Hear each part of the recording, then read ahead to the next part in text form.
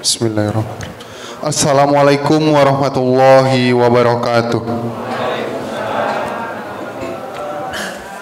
Alhamdulillahirrabbilalamin. Wassalatu wassalamu ala asrofil anbiya wal mursalin Nabina wa habina Muhammadin wa ala alihi wa sahbihi ajmain. Amma ba'd. Puji syukur marilah kita panjatkan kehadirat Allah Subhanahu wa taala atas segala nikmat yang telah diberikannya kepada kita, terutama nikmat iman, nikmat Islam, dan nikmat sehat walafiat. Salawat serta salam marilah kita limpah curahkan kepada junjungan kita Nabi Muhammad SAW, pada keluarga, sahabat, dan para pengikutnya, dan yang mana mudah-mudahan kita termasuk ke dalam pengikut beliau yang istiqomah menjalankan sunnahnya hingga akhir zaman. Amin ya rabbal alamin. Hadirin jemaah yang dirahmati Allah, alhamdulillah pada pagi hari ini kita masih dapat melaksanakan kewajiban kita di pagi hari ini. Yang pertama melaksanakan sholat subuh berjamaah, dan yang kedua insya Allah dilanjutkan dengan kewajiban kita dalam menuntut ilmu. Alhamdulillah pada pagi hari ini telah hadir bersama kita yang kita muliakan Al-Ustadz Rojih Fikri LC Al-Hafiz, yang akan menyampaikan tausiahnya dengan mengambil tema belajar dari Sayyidina Umar ibn Khattab radhiyallahu anhu. Untuk itu kepada Al-Ustadz Rojih Fikri LC Al-Hafiz dipersilahkan untuk menyampaikan tausiahnya. Terima kasih. Assalamualaikum warahmatullahi wabarakatuh. Waalaikumsalam warahmatullahi wabarakatuh. Bismillahirrahmanirrahim. Assalamualaikum warahmatullahi wabarakatuh.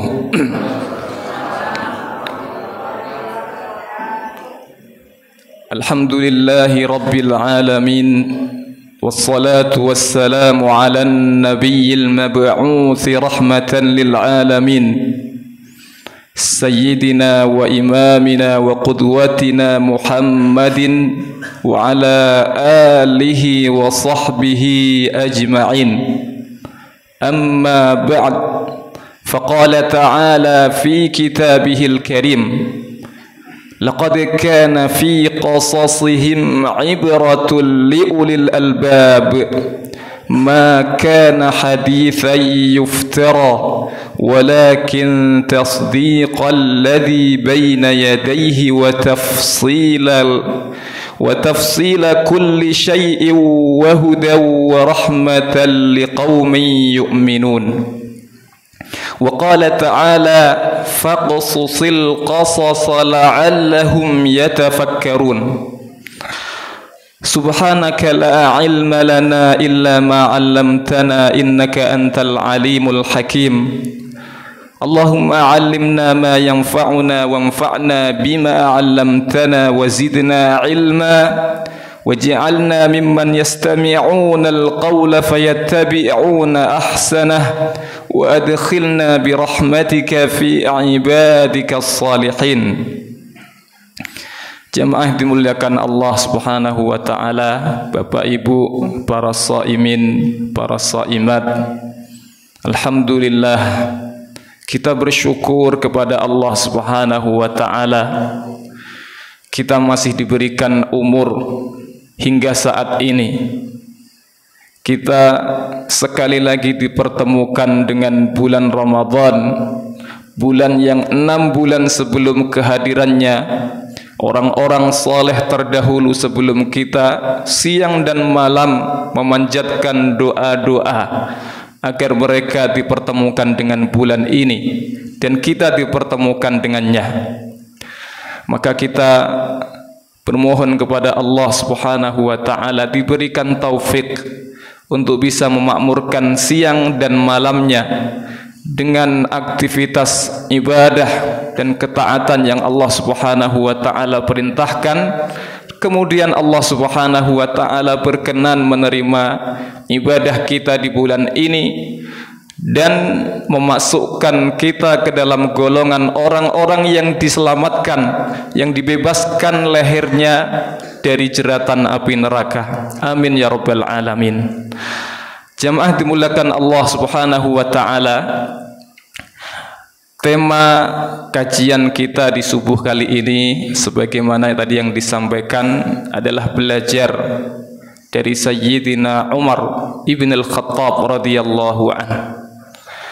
Sebagai muqaddimah jamaah yang dimuliakan Allah, karena materi kita ini akan banyak sekali menyebutkan cerita-cerita tentang beliau, ada baiknya kalau kita semuanya ini mengetahui betapa pentingnya cerita, betapa pentingnya sejarah di dalam kehidupan kita.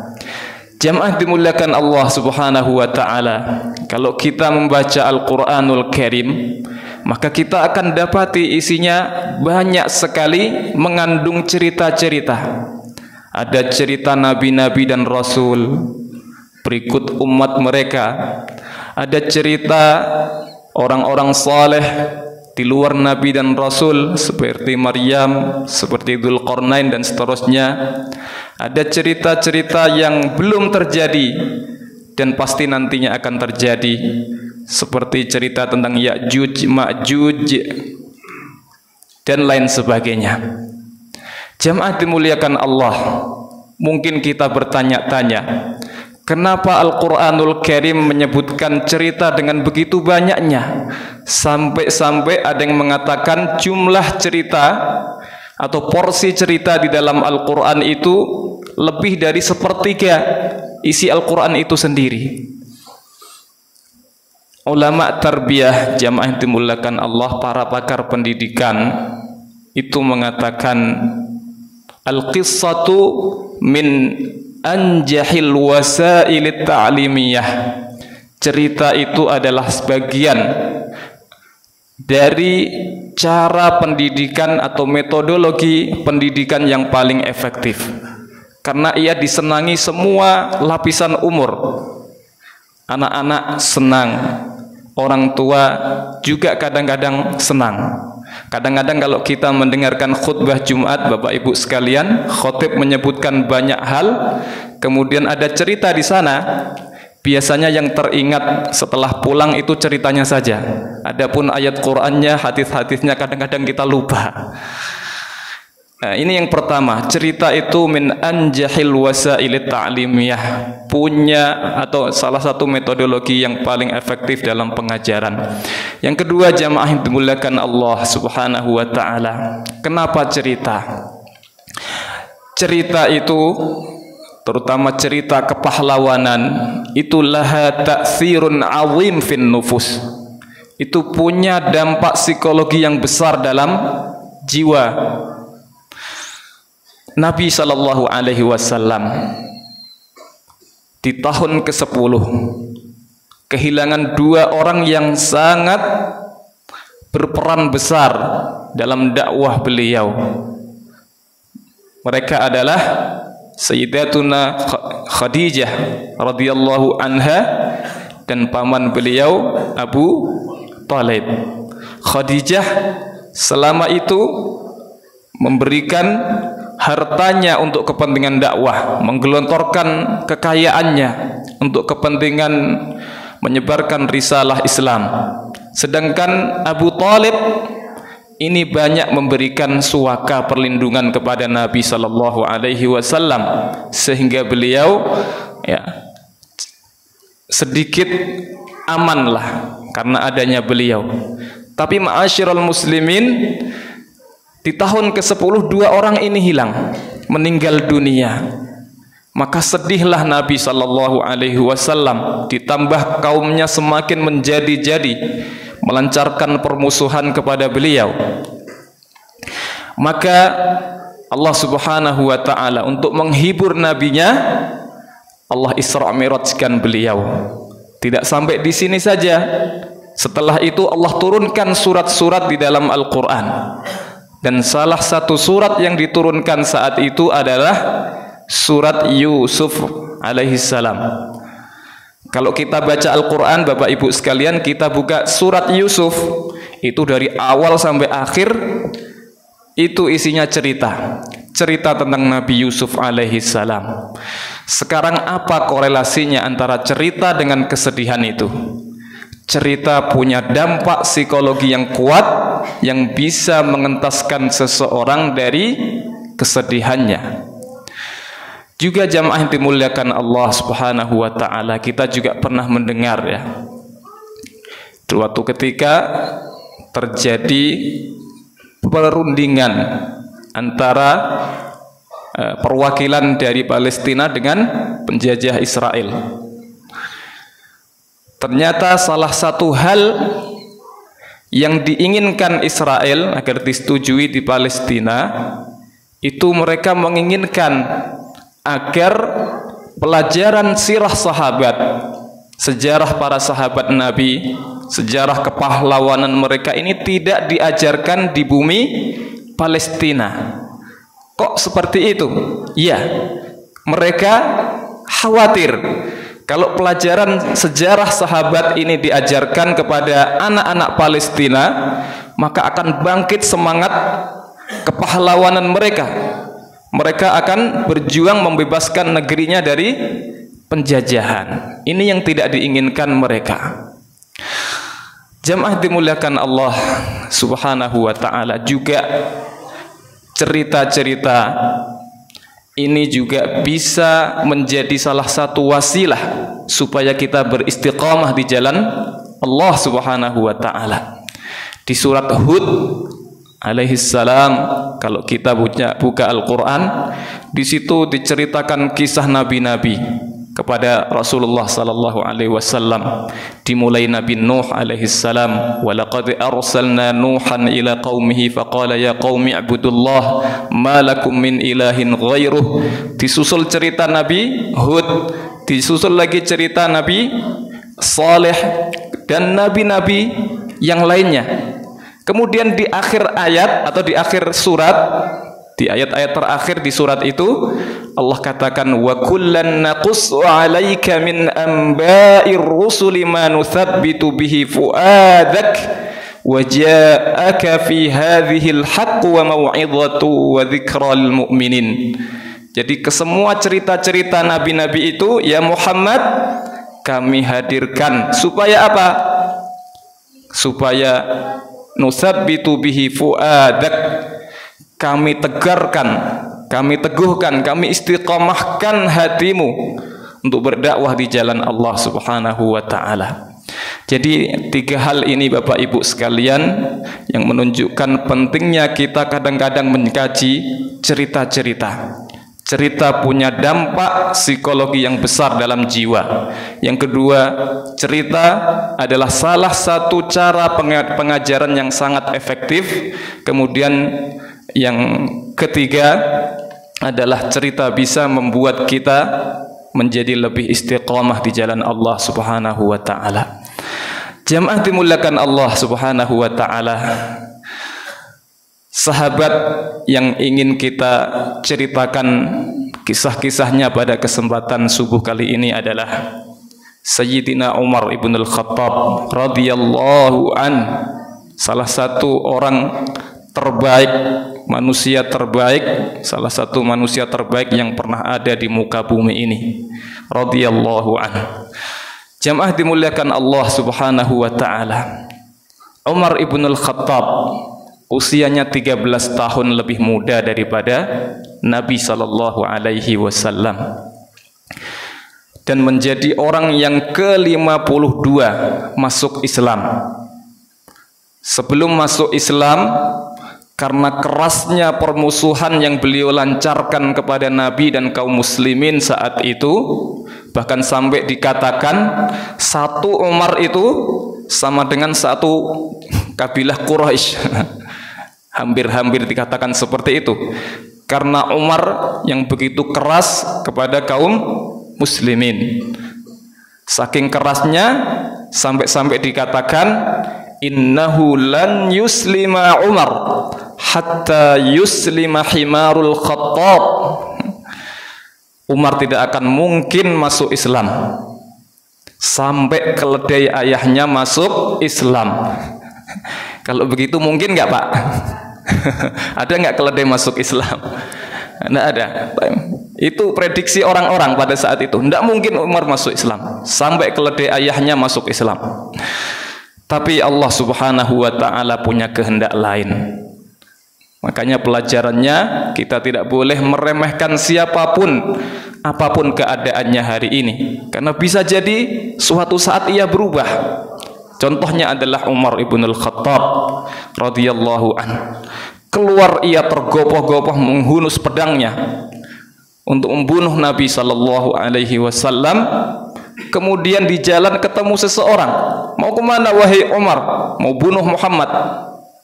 Apakah engkau enggak tahu adikmu Fatimah bintil Khattab telah masuk Islam? Kaget Umar, terperangah ia. Maka ia kemudian putar balik ke rumah adiknya. Di luar rumah adiknya terdengar sayup-sayup suara yang asing. Maka Umar ibn al-Khattab mengetuk pintunya. Begitu diketuk dan tahu bahwasanya mengetuk adalah Umar, maka orang yang ada di situ namanya Khabbab ibn al-Arad yang mengajarkan Al-Quran di rumah itu langsung bersembunyi. Dan Fatimah langsung memasukkan lembaran mushafnya di dalam bajunya. Maka dibukakan pintu itu.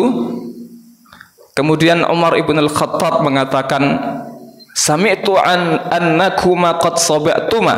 Aku mendengar kalian berdua, Fatimah dan suaminya, telah masuk Islam. Maka suami dari adiknya Sa'id ibnu Zaid radhiyallahu anhu mengatakan, bagaimana kalau seandainya kebenaran itu di luar yang Anda yakini wahai Umar? Maka Umar ibn al-Khattab langsung naik pitam, marah besar, kemudian digelut itu Pak, dinaikin dadanya. Maka istrinya Fatimah binti al-Khattab ya membela suaminya. Karena membela itu kemudian entah sengaja atau tidak terpukul dia sampai berdarah. Maka adiknya itu kemudian mengatakan, Atadribuni ya a'tu Allah? Apakah kau hendak memukulku wahai musuh Allah? Ala imani billahil ahad, karena keimananku kepada Allah Subhanahu wa Ta'ala.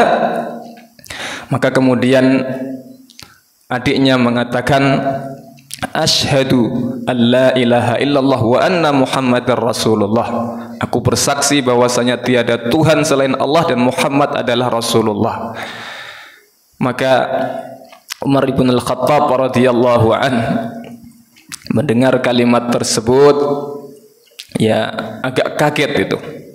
Tapi kemudian agak mulai pelan-pelan mulai sadar. Kemudian beliau sempat melihat lembaran mushaf yang ada di balik baju adiknya itu. Maka kemudian Umar mengatakan, itu apa? Maka adiknya menjawab, ini adalah lembaran Al-Quran. Hatihi ilai, kasih, serahkan itu padaku.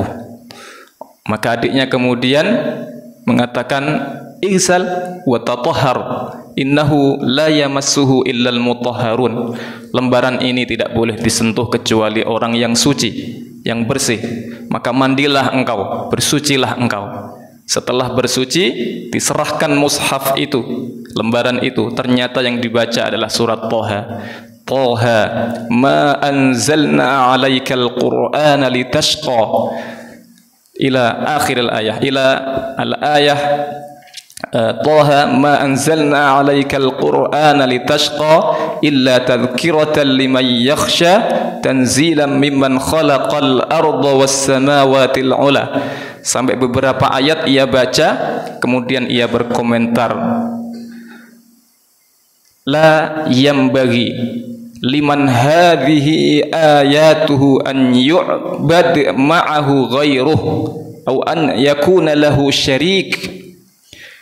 Tidak pantas zat yang seperti ini ayat-ayatnya kemudian dipersekutukan dan disembah yang lain bersamaan dengan ia. Maka kemudian ia katakan, "Dulluni ala Muhammad." Tunjukkan aku Muhammad di mana. Maka kemudian ditunjukkan dan kemudian masuk Islam. Pelajarannya adalah sekali lagi kita tidak boleh meremehkan siapapun. Umar yang tadi tergopoh-gopoh membawa pedang kemudian menjadi pembela Nabi nomor 1 dan bahkan makamnya di samping makam Nabi sallallahu alaihi wasallam. Maka kita selalu berdoa kebaikan atas siapapun yang sekarang ini mungkin sepertinya tidak sebagaimana yang Allah kehendaki. Jamaah dimuliakan Allah Subhanahu wa taala. Kemudian yang ingin kita sampaikan adalah tentang syahadah, kesaksian orang-orang tentang siapa Umar ibn al-Khattab. Ya. Yang pertama kita ambil syahadatul khasam, kesaksian dari orang yang berseberangan dengan beliau. Yang pertama Bapak Ibu sekalian, kita ingin dengarkan dari Rasul Kisra, utusan Raja Kisra Persia. Datang ia ke Madinah, ingin bertemu Amirul Mukminin Umar ibnul Khattab. Sampai ke Madinah, kemudian ditunjukkan ternyata Umar ibnul Khattab sedang tidur di bawah rindangan pohon kurma di siang hari bolong, tanpa penjagaan, tanpa pengawalan. Maka betapa kagetnya ini utusan Raja Kisra Persia ini. Mana ada raja kok tidak dikawal? Yang ada sebelum kedatangannya berapa bulan itu sudah disisir semuanya, itu dijaga oleh pengawal-pengawalnya, bodyguardnya dan seterusnya. Ini kok tidak gitu. Maka kemudian orang ini berkomentar melihat peristiwa itu. Rajulun tahabuhu jami'ul muluk ahakadza yakunu haluh. Orang yang disegani raja-raja di muka bumi kok hanya seperti ini saja keadaannya. Tidur siang hari tanpa pengawalan di bawah pohon di luar lagi. La, katanya, ini tidak mungkin. Walakinnaka hakamta fa'adalta fa'aminta fanimta ya Umar. Ini tidak mungkin terjadi kecuali disebabkan engkau berkuasa, kemudian menegakkan keadilan, kemudian engkau mendapatkan keamanan dan engkau bisa tidur seperti ini wahai Umar. Maka orang ini diriwayatkan kemudian masuk Islam. Ini syahadah, kesaksian dari orang yang awalnya berseberangan dengan beliau, karena Romawi mayoritas kan Nasrani Bapak Ibu sekalian ya. Kemudian kesaksian yang kedua masih dari Al-Khasam, masih dari orang yang berseberangan. Kali ini dari seorang profesor dari Amerika namanya Michael Hart, menulis buku tentang 100 orang ya yang sangat berpengaruh di dunia ini. Diterjemahkan dalam bahasa Arab Al-Khalidun Al-Mi'ah, 100 orang yang namanya abadi. Kurang lebih seperti itu judulnya. Beliau memasukkan Umar ibn al-Khattab termasuk orang yang di dalam bukunya. Berarti dengan ini secara tidak langsung orang ini mengakui kehebatan Umar ibn al-Khattab radhiyallahu anhu. Meskipun kita mungkin tidak ridho dengan nomor urutnya. Ini kesaksian yang pertama, kesaksian dari Al-Khasam, orang yang berseberangan dengan beliau. Yang kedua Bapak Ibu sekalian jamaah dimuliakan Allah adalah syahadatu al-qarib, syahadah atau kesaksian dari orang-orang dekatnya. Orang dekat itu orang yang paling tahu keadaan beliau yang sebenarnya. Dalam hal ini kita biarkan Ibnu Mas'ud radhiyallahu anhu bercerita tentang Umar ibn al-Khattab. Beliau mengatakan, "Kana islamuhu fathan." Masuk Islamnya Umar itu adalah pembuka. Naam, pembuka, karena dakwah sebelumnya selama 3 tahun itu disampaikan secara sembunyi-sembunyi di rumah Al-Arqam bin Abil Arqam. Begitu Umar masuk langsung terang-terangan dan terbukalah Islam. Kana islamuhu fathan wa hijratuhu nasran. Hijrahnya Umar dari Mekah menuju Madinah sebuah pertolongan dari Allah. Wa imaratuhu rahmatan lil muslimin, dan naiknya Umar di tampuk kekhalifahan itu membawa rahmat bagi seluruh kaum muslimin. Masya Allah. Kemudian jamaah dimuliakan Allah, Abdullah bin Mas'ud radhiyallahu anhu juga berkomentar mengenai Umar ibn al-Khattab ini. Beliau katakan, man arada an yanzura ila al-qawiyyil amin falyanzur ila Umar. Barang siapa yang ingin melihat orang yang kuat lagi amanah, maka silahkan lihat Umar. Bapak Ibu sekalian rahimakumullah, jarang ada orang yang terkumpul pada dirinya 2 sifat ini, kuat dan amanah. Banyak orang kuat tapi tidak amanah. Akibatnya yang terjadi adalah rakyatnya sengsara. Dan banyak pula orang yang amanah tapi tidak kuat. Begitu berkuasa langsung di kudeta dan seterusnya. Tapi berkumpulnya 2 sifat ini dalam satu orang, kuat dan amanah, ini sesuatu yang jarang, dan itu ada pada Sayyidina Umar ibn al-Khattab. Maka Bapak Ibu sekalian rahimakumullah, kita ingin mengupas Sayyidina Umar dari 2 sifat ini. Nanti kalau ada waktu bisa ditambah dengan sifat-sifat beliau yang lain. Jamaah dimuliakan Allah, yang pertama, Umar itu kuat. Tapi kuat dari sisi apanya? Yang pertama adalah kuat dari sisi fisiknya, qawiyul jism. Dan itu terkenal. Bahkan sebelum masuk Islam pun Umar sudah terkenal. Dia dikenal dengan istilah musari' ukab, jagoan gulat di pasar ukab. Karena setiap kali dilangsungkan lomba gulat, beliaulah pemenangnya. Beliaulah pemenangnya. Sampai-sampai ada yang mengatakan, orang yang pernah melihat gulat itu setelah beberapa tahun nggak ke Mekah bertanya tentang Umar, bagaimana kabarnya Musari' Ukab, jagoan gulat di Mekah itu. Maka dijawab, dia sudah masuk Islam. Orang ini nggak tahu Islam itu apa. Kemudian orang ini mengatakan dengan firasatnya, idzan la yusi'annahum khairan aw la yusi'annahum syarra.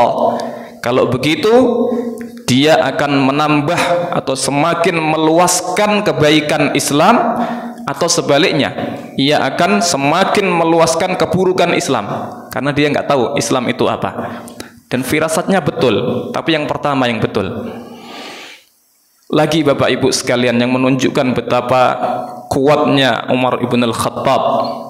Setelah masuk Islam, saat itu dakwah disampaikan secara sembunyi-sembunyi, tapi beliau membujuk Nabi sallallahu alaihi wasallam agar dakwah itu jangan sembunyi-sembunyi, ya Rasulullah. Alasna alal haq, bukankah kita ini berada di dalam yang benar, ya Rasulullah? Iya benar, kata Nabi. Wa in mutna wa in mitna wa in huyina, mati atau hidup kita dalam keadaan benar. Maka Umar ibn al-Khattab mengatakan, fafimal ikhtifa, kalau gitu kenapa kita harus bersembunyi? Wallahi la takhrujanna ya Rasulullah wa la nakhrujanna ma'ak. Demi Allah, keluarlah wahai Rasulullah, sampaikan Islam secara terang-terangan, dan kami akan keluar juga bersamamu untuk menyampaikan Islam. Maka sejak saat itu Bapak Ibu sekalian, dakwah disampaikan secara terang-terangan. Dan Umar ibn al-Khattab itu luar biasa. Luar biasa. Begitu mengumumkan keislamannya, ia datangi rumah tokoh-tokoh Quraisy, dedengkot-dedengkot Quraisy. Ia ketuk pintunya satu persatu. Termasuk yang pertama adalah Abu Jahal. Ketok pintunya, kemudian ia katakan begitu dibuka, ala fa inni qad aslam. Ketahuilah wahai Abu Jahal, saya sudah masuk Islam. Berani Abu Jahal? Tidak berani. Langsung ditutup saja pintunya. Dan begitulah beliau lakukan. Dia ketuk pintunya satu-satu, kemudian ia katakan, saya sudah masuk Islam. Ya. Sampai-sampai karena nggak ada yang menyentuh beliau, beliau melihat kerumunan orang di depan Ka'bah. Maka kemudian ia ingin mengetes dong. Dia sampaikan di depan banyak orang itu, saya telah masuk Islam. Maka karena banyak orang-orang kemudian mengeroyok beliau. Tapi dalam hal ini tidak ada yang menang, tidak ada yang kalah. Satu lawan banyak orang, hasilnya masih seri. Menunjukkan betapa Umar ibn al-Khattab ini adalah orang yang kuat fisiknya, dan itu penting. Seorang muslim harus kuat sebagaimana yang diperintahkan Nabi sallallahu alaihi wasallam, al-mu'minul qawi khairun wa ahabbu ila Allah min al-mu'minid dha'if. Orang mukmin yang kuat itu lebih baik dan lebih dicintai oleh Allah daripada mukmin yang lemah. Ini kuat yang pertama, Bapak Ibu sekalian. Kemudian kuat yang kedua, kuat dari sisi apanya? Kuat dari sisi ketajaman akalnya. Umar ibn al-Khattab, Bapak Ibu sekalian, itu terkenal orang yang memiliki firasat atau memiliki akal yang tajam. Ya. Dalam kitab-kitab fikih itu ya, tidak jarang disebutkan qala Umar, menunjukkan bahwasanya beliau adalah seorang fuqaha, ahli fikih di kalangan sahabat. Bahkan pernah ditunjuk sebagai qadhi, hakim. Dan hakim itu tentunya sangat menguasai dalam hal-hal fikih. Ya, di masa Abu Bakar As-Siddiq radhiyallahu anhu, meskipun kemudian meminta untuk dicopot dari jabatannya. Kenapa? Karena selama beliau menjabat sebagai hakim atau qadhi, itu tidak ada perkara yang masuk yang perlu diputuskan. Nggak ada persengketaan, tidak ada perselisihan, semuanya damai. Ini Bapak Ibu sekalian, ketika orang-orang soleh mendominasi di suatu masyarakat, yang terjadi ya seperti itu. Tak ada perkara yang masuk ke meja pengadilan. Masya Allah. Kemudian jamaah dimuliakan Allah, yang menunjukkan sekali lagi bagaimana ketajaman akal Umar. Mushaf yang ada di tengah-tengah kita itu adalah salah satunya disebabkan karena ide cemerlang beliau ketika terjadi perang Yamamah, di mana para hamalatul Quran dari kalangan sahabat, para penghafal Quran dari kalangan sahabat, tidak kurang dari 70 orang syahid, meninggal dunia. Padahal mushaf saat itu belum terkumpul dalam satu buku, masih tercecer di lembaran-lembaran.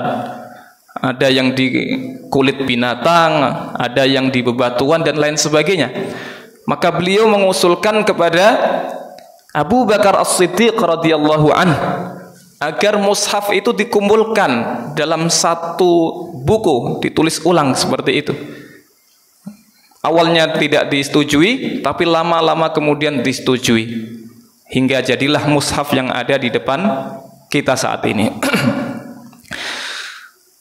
Jamaah dimuliakan Allah Subhanahu wa taala. Kemudian yang ketiga, Umar ibn al-Khattab itu juga kuat. Kuat dari sisi apanya? Dari sisi silahnya dengan Allah, hubungannya kepada Allah Subhanahu wa taala.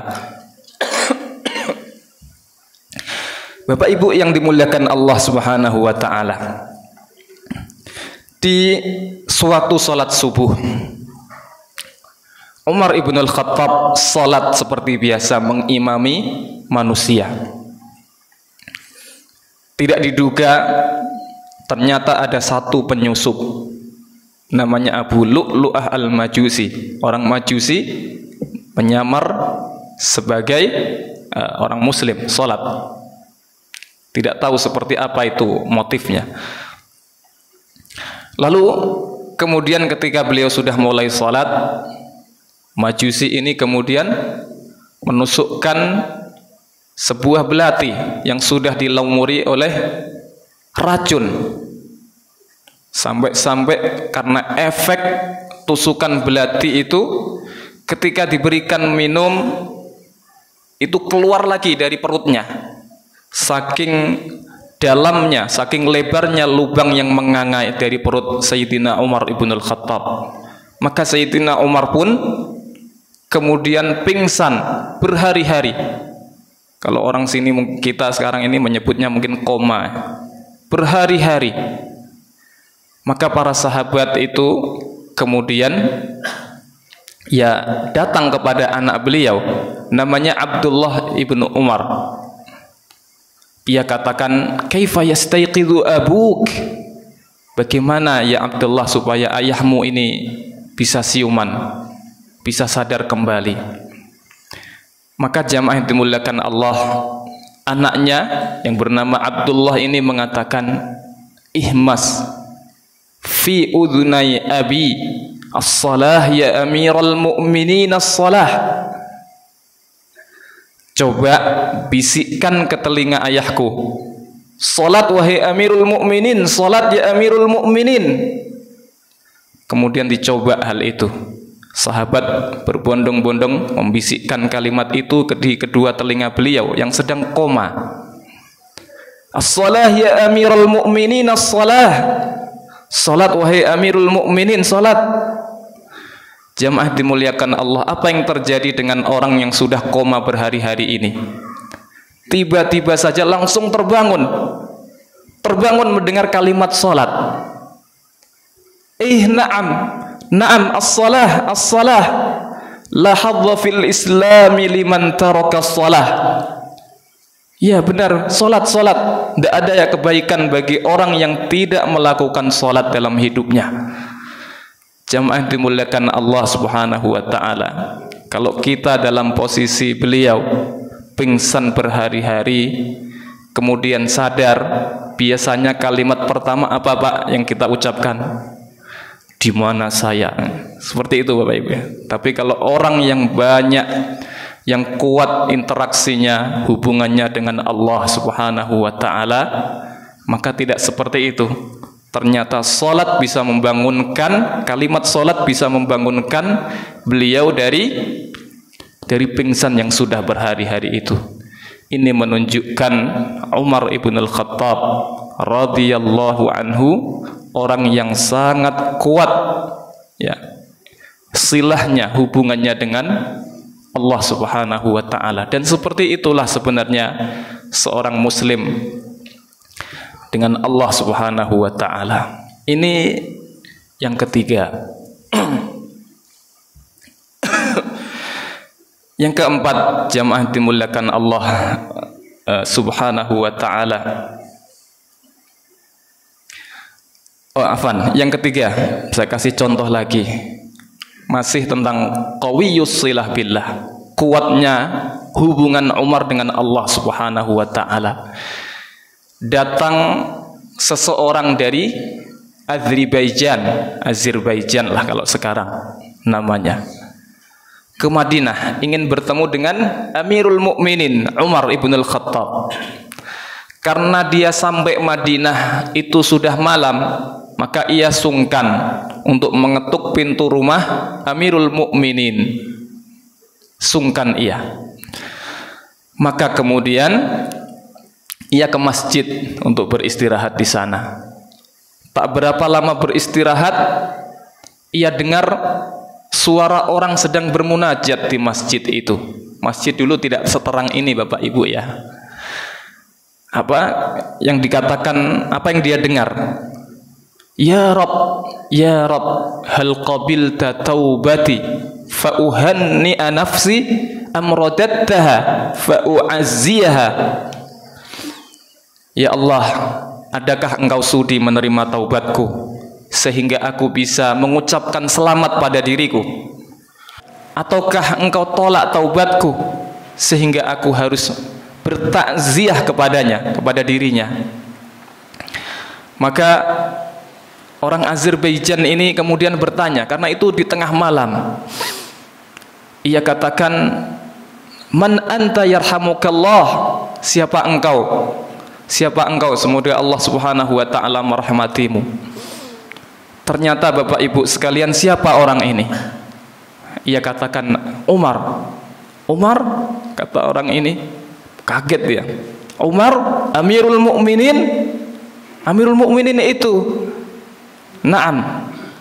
Maka orang ini katakan, afala tanamul laila ya Umar? Tidakkah engkau tidur wahai Umar? Engkau kan capek siang hari mengurus rakyat, kok malam masih seperti ini bangun? Jamaah dimuliakan Allah Subhanahu wa taala, maka Umar ibn al-Khattab pun mengatakan, ana in nimtu laili kullah adha'tu haqqi amam Allah. Saya ini kalau tidur semalam suntuk, maksudnya tidak bangun untuk qiyamul lail bermunajat kepada Allah, sungguh aku telah menyia-nyiakan hakku di depan Allah. Bukankah Allah Subhanahu wa taala memberikan hak kepada orang yang qiyamul lail berdoa, man yas'aluni fa'u'tih, siapa yang minta kepadaku supaya aku bisa kasih, siapa yang minta ampun kepadaku supaya aku ampuni. Itu kan hak-hak orang yang qiyamul lail. Kalau beliau enggak qiyamul lail berarti menyia-nyiakan haknya. Kemudian beliau katakan lagi, wa in nimtu nahari kullah adha'tu haqqa ra'iyati.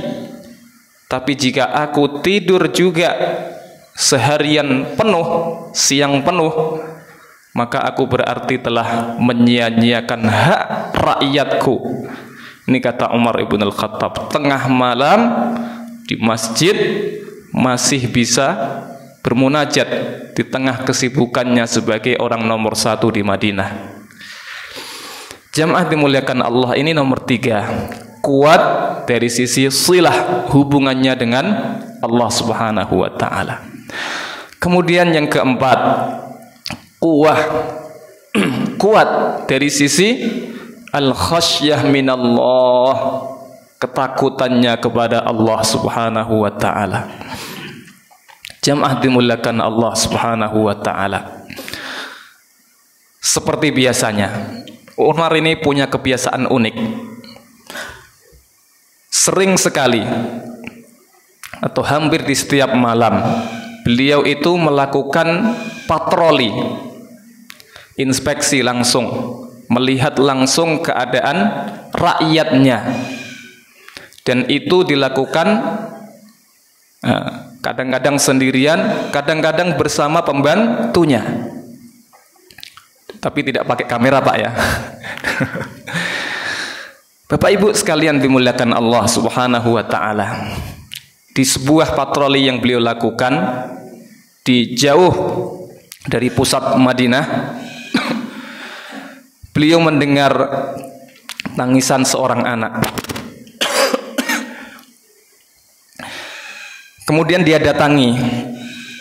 Ternyata ketika diketuk, ditanya ibunya, kenapa dia menangis? Ibu ini tidak tahu bahwasanya itu yang datang adalah Amirul Mukminin. Al-ju' katanya. Ini dikarenakan dia lapar. Maka Umar ibn al-Khattab yang merasa bertanggung jawab kemudian langsung balik ke pusat kota Madinah.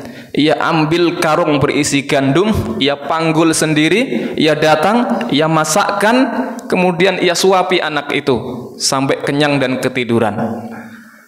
Maka kemudian ia berkata kepada ibunya,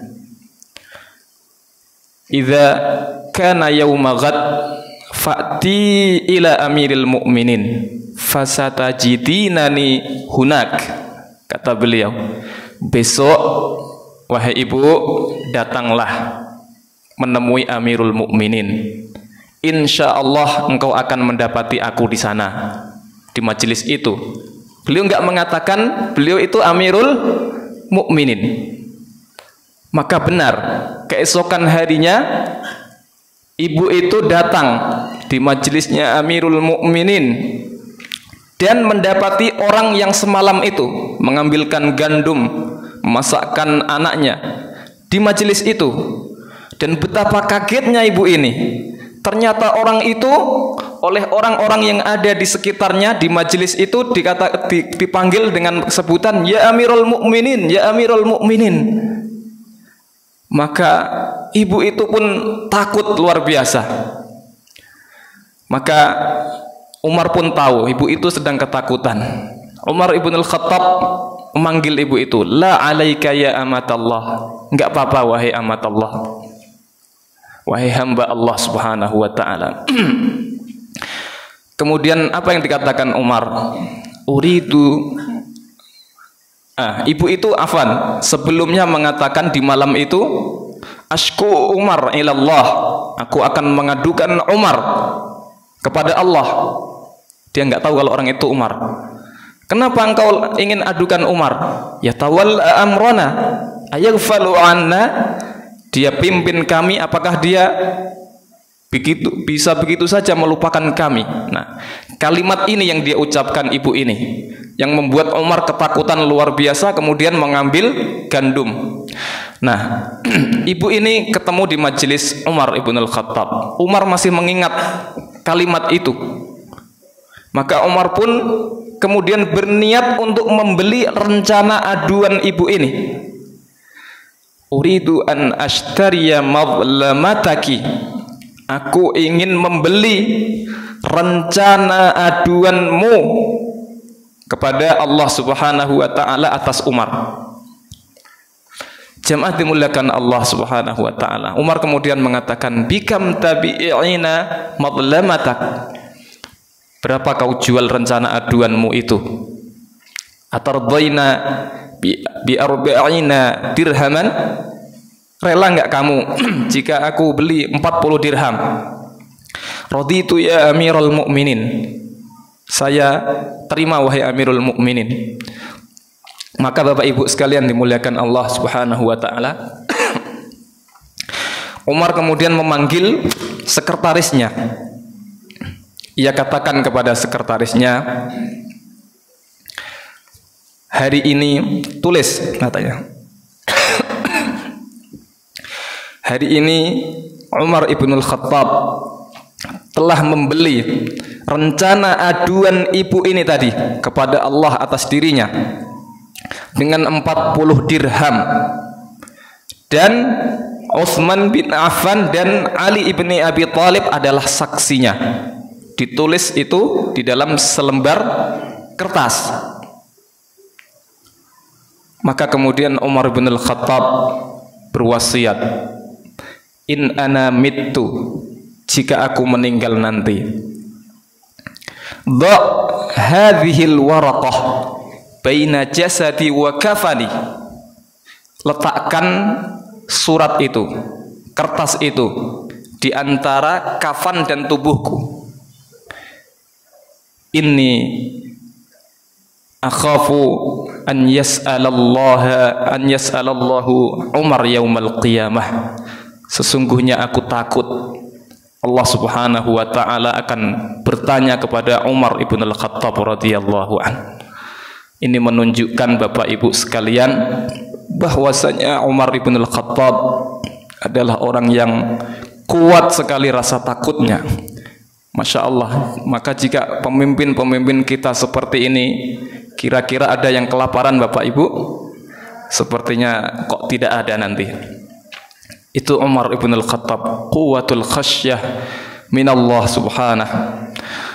Di suatu kesempatan Bapak Ibu sekalian, dibacakan kepada beliau sebuah ayat, inna adzab rabbika lawaqi', sungguh siksa dari Tuhanmu itu benar-benar akan terjadi.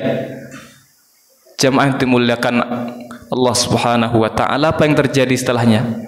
Tiba-tiba Umar ibn al-Khattab terjatuh dan pingsan seketika mendengar ayat itu.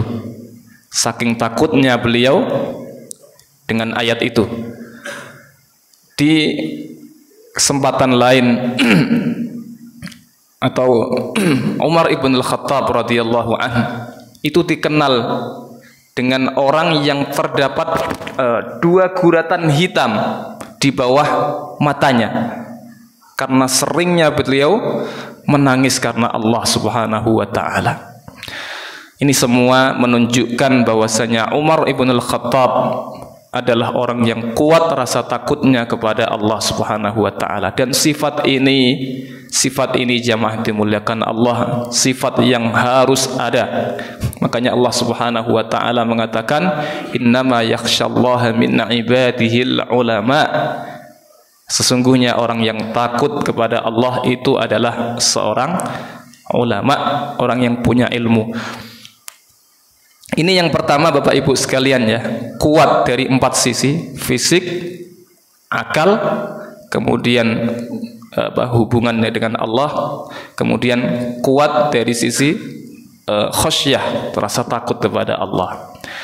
Yang kedua jamaah dimuliakan Allah, sebagaimana yang tadi disampaikan, 2 sifat Umar yang paling menonjol adalah kuat dan amanah.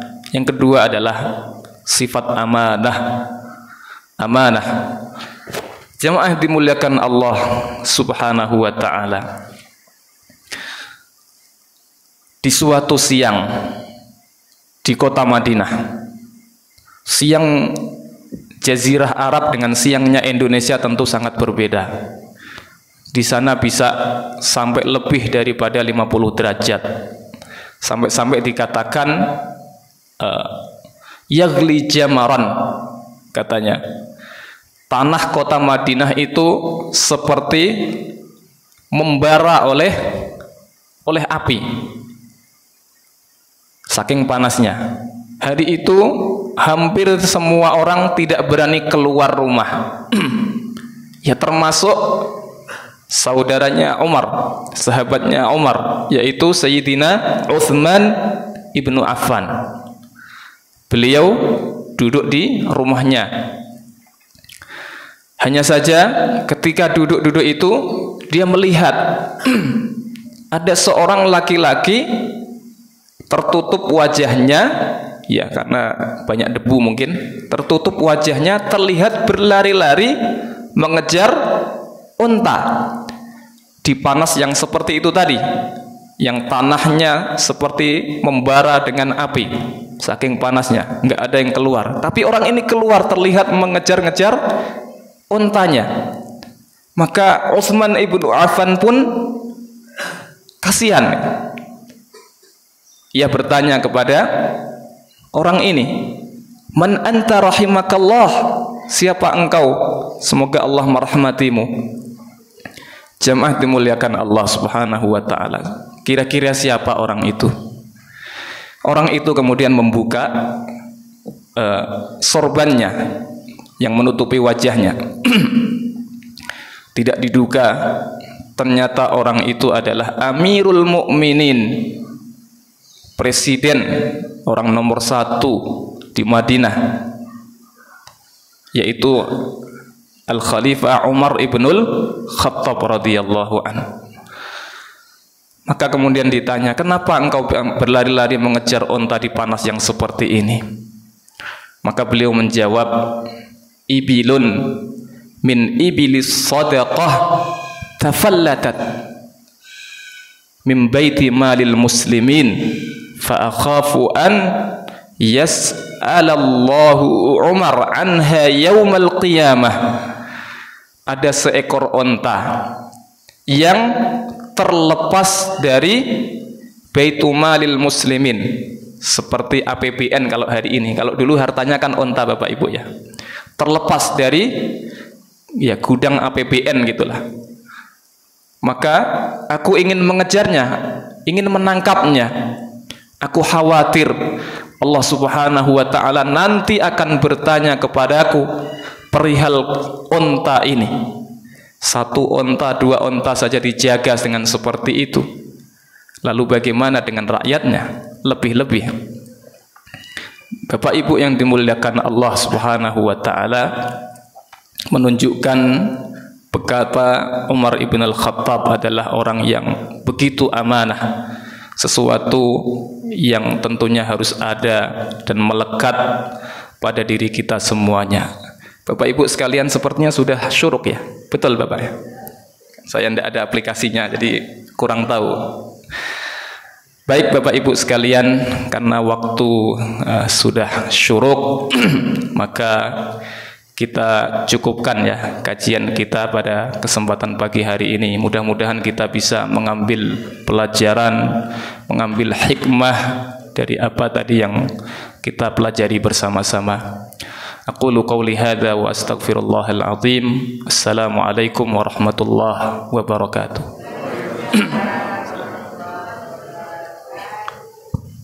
Baik, terima kasih Ustadz atas materi yang disampaikan. Semoga apa yang disampaikan tadi dapat bermanfaat bagi kita semua. Amin. Amin ya rabbal alamin. Selanjutnya mohon ditutup dengan doa Ustadz. Oh ya. Bismillahirrahmanirrahim. Alhamdulillahi rabbil alamin. Hamdan yuwafi ni'amahu wa yukafi'u mazidahu. Ya Rabbana lakal hamd. Ya Rabbana lakal hamdu kama yanbaghi li jalali wajhika wa 'azimi sultanik. Allahumma lakal hamdu bima khalaqtana wa razaqtana wa 'allamtana wa hadaytana wa anqadhtana wa farajta 'anna. Lakal hamdu bil iman wa lakal hamdu bil islam wa lakal hamdu bil Qur'an wa lakal hamdu bil ahli wal mali wal mu'afat. Kabatta aduwana wa basatta rizqana wa azharta amnana wa jama'ata furqatana wa min kulli ma sa'alnaka rabbana a'taytana falakal hamdu ala dhalika hamdan katsira. Allahumma salli wa sallim wa barik ala sayyidina Muhammad wa ala alihi wa sahbihi ajma'in. Allahumma ighfir lana wa liwalidina wa li jami'il muslimina wal muslimat wal mu'minina wal mu'minat al ahya'i minhum wal amwat. Allahumma inna nas'aluka minal khairi kullihi ajilihi wa ajilihi ma alimna minhu wa ma lam na'lam wa na'udzu bika minasy syarri kullihi ajilihi wa ajilihi ma alimna minhu wa ma lam na'lam. Allahumma innaka 'afuwun tuhibbul 'afwa fa'fu 'anna. Allahumma innaka 'afuwun tuhibbul 'afwa fa'fu 'anna. Allahumma waffiqna lil 'amali fi Ramadan hadha bima tuhibbu wa tarda. Allahumma a'inna 'ala as-siyami wal qiyam wa ma tuhibbu min al-a'mal bi rahmatika ya arhamar rahimin. Rabbana atina fid dunya hasanah wa fil akhirati hasanah wa qina 'adzaban nar. Sallallahu ala nabiyyina Muhammad wa ala alihi wa sahbihi wa sallim. Baik jemaah ini rahmati Allah, kita akhiri kajian kita pada pagi hari ini dengan membaca doa kafaratul majelis. Subhanakallahumma bihamdika asyhadu an la ilaha illa anta astaghfiruka wa atubu ilaik. Terima kasih, wabillahi taufik wal hidayah. Assalamualaikum warahmatullahi wabarakatuh. Waalaikumsalam warahmatullahi wabarakatuh.